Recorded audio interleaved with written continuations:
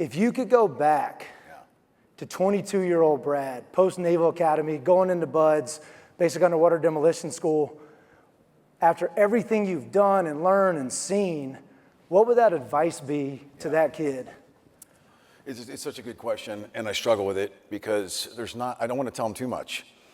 I would be nervous about scaring him into what's to come, because I ended up having a career of immense highs and lots of despair, lots of loss. And I'd be afraid to give a 22-year-old too much insight into that. But what I would say is drive it like you stole it and enjoy the ride. And when it's all said and done and you're looking back later as a 47-year-old man with a quarter century of time in combat, you will be thankful.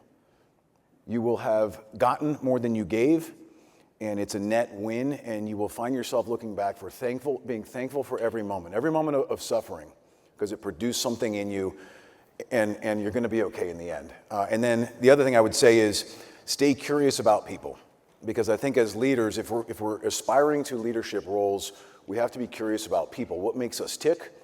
What makes us behaviorally do what we do? And as leaders, how do we incentivize behavior that is consistent with our mission, with our goals, with where we're trying to go as an organization? And then equally disincentivize behavior that is inconsistent with our organizational goals, our values. And the more we stay curious about people, to include yourself, by the way, like you got to be really introspective and brutally honest about our own emotions, our own drive, our own sometimes selfishness. So stay curious about people, including yourself and your peers, and then be brutally honest about that, the good and the bad, so that you can then be a better leader and be more effective on the battlefield and in some very morally ambiguous gray space.